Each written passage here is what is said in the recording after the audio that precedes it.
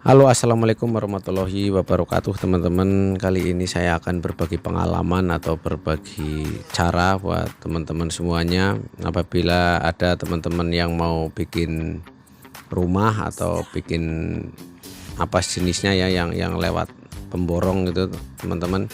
Jadi saya akan berbagi pengalaman atau berbagi eh, ide ya atau inspirasi gitu, mudah-mudahan bisa bermanfaat buat teman-teman semuanya.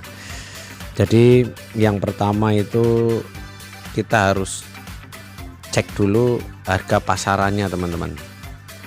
Apabila pasarannya kalau di daerah sini atau di daerah pemukiman kampung-kampung itu ya di Jakarta itu harga bangunan itu sekitar 2.500.000 nih, teman-teman.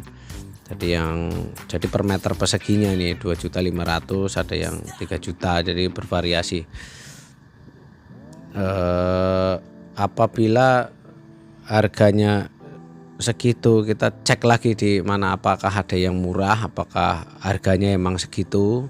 Kalau seumpamanya kita udah sepakat taruh harga sekitar kita cocok nih untuk harga yang 2,5 juta gitu.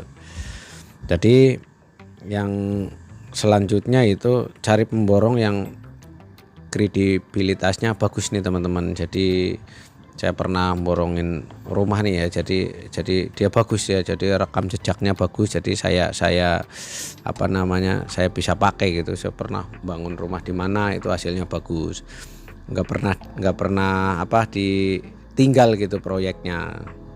Jadi ini yang saya tempatin juga, ini saya termasuk puas banget karena apa ya bagus, cara bikinnya bagus, caranya bagus. Cuman kan karena bagus itu berarti kita bisa di-share ke yang lain-lain supaya bisa bermanfaat, nah gitu.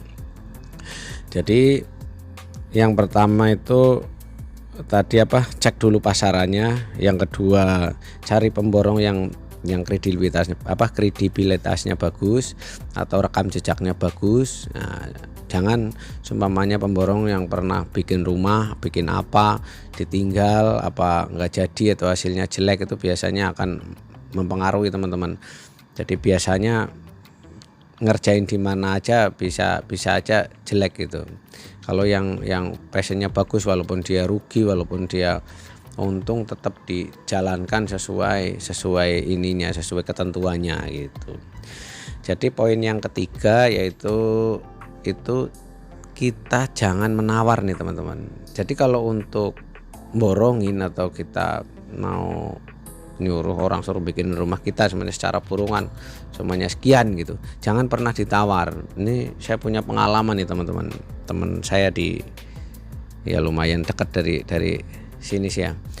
Jadi dia seumpamanya borong rumah harga 2,5 juta, ditawar lah, nggak usah jauh-jauh, nawarnya 200 saja, jadi 2.300.000. Ada teman saya juga borong tidak nawar. Jadi yang ditawar itu bukan berarti keuntungan si pemborongnya itu diturunkan, karena untuk menutupi beban kosnya tadi, karena semuanya harga 2,5 ini udah dihitung nih, kawan-kawan. Jadi ini sekian, jadi diperinci udah segitu gitu emang rata-rata. Jadi nanti di pikiran si pemborongnya itu kalau ditawar itu pasti kurangin, itu ya bukan pasti ya, pasti banyak, jadi bisa aja pasti bisa, tapi kebanyakan nanti akan mengurangi di bahan bangunan nih, teman-teman. Contohnya di besinya, di bahan bangunan semen, yang lain, pokoknya ada yang bisa dikurangin. Kalau bisa dikurangin. Tapi kalau kita seumpamanya negosiasinya itu tidak nawar, dia tidak akan mengurangi sesuai dengan ketentuan awalnya, dia nggak akan mengurangi, karena di pikiran dia ya ini udah harganya. Tapi walaupun seumpamanya tawarin itu sedikit, di pikiran dia, di angan-angannya itu pasti akan dikurangi dari hal yang lain. Saya ambil contoh semuanya proyek-proyeknya ya, maaf gitu ya, proyeknya pemerintah sekelas mungkin kayak kelurahan, kecamatan ya, bikin tender semuanya murah-murahan, ya jadi barangnya. Cuman kalau dilihat dari segi kualitas itu tidak bagus, teman-teman, nggak awet namanya. pasirnya mungkin yang kualitas berapa, semennya kualitas berapa, besinya juga yang ukuran berapa. Jadi semuanya itu dibikin semini mungkin, yang penting keuntungannya tetap, cuman ya itu dari segi bangunannya biasanya tidak sesuai standar gitu. Makanya buat teman-teman di sana itu harus benar-benar dipikirin lagi tuh teman-teman, jangan ditawar gitu. Udah harganya segitu ya udah bayar aja, kalau tidak ya cari yang pasarannya rendah, cuman jangan menawar gitu. Dan yang keempat, itu poin keempat adalah kita bikin perjanjian nih teman-teman. Perjanjian kalau bisa itu tertulis, jangan lisan gitu. Walaupun ada saksi nanti malah jadi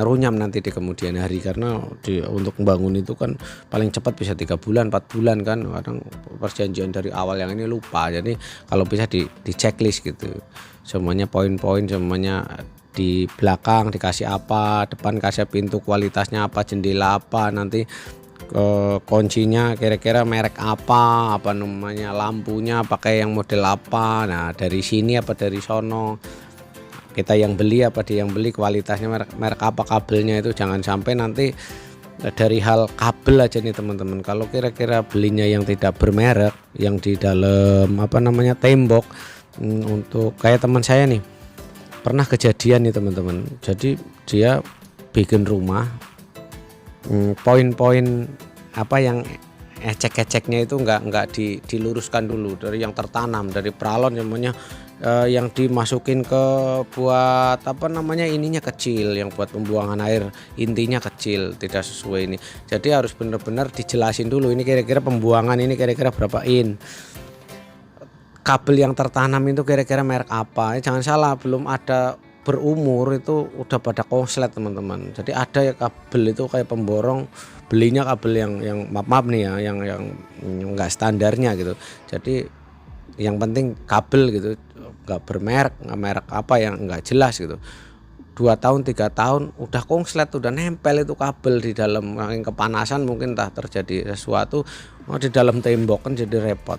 Kalau masuk ke ini jadi bongkar semua, diganti, akhirnya jalurnya kan jadi biaya lagi, jadi di luar jadi jelek, ditanam lagi biaya lagi. Nah makanya poin-poin yang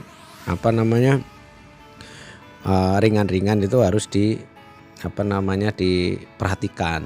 Dan ini sekedar tambahan nih teman-teman, apabila bikin rumah terus sistem airnya itu pakai air tanah, itu usahakan yang masuk ke kamar mandi, yang dari depan ke kamar mandi itu bikin pralon cadangan 2 teman-teman. Yang satu yang diisi, yang keduanya harus bikin pralon aja, bikin pralon yang ukuran biasanya setengah in atau 3/4 gitu ya, sepanjangnya rumah sampai ke kamar mandi, buat cadangan aja. Suatu saat itu bisa mampet, jadi tidak bongkar muanya gitu. Itu ini berdasarkan pengalaman dari teman kita gitu. Belum lama bikin rumah, belum ada kalau nggak salah belum ada 3 tahun udah mampet, itu dibongkar semuanya ya kan, jadi kacau, biayanya gede lagi, jadi modelnya udah nggak pas lagi, keramiknya juga nyari yang warnanya pas ya kadang susah di beberapa tipe merek itu, kadang yang nggak pasaran kan, jadi kacau. Jadi untuk pipa ini dibikin double, bikin jalur double, tanam aja, ntar suatu saat macet, tinggal mobok di situ gitu. Ya kiranya ini dulu ya teman-teman, apabila ada kritik dan saran bisa kasih di kolom komentar. Tujuannya bukan buat apa-apa, kita niatnya berbagi untuk menambah wawasan. Ya ini YouTube pertama saya, mudah-mudahan bisa diterima di juragan-juragan semuanya. Jangan dicela ya, karena saya pengen berkreasi, pengen pengen berbagi pengalaman lah intinya. Kiranya ini dulu. Wassalamualaikum warahmatullahi wabarakatuh.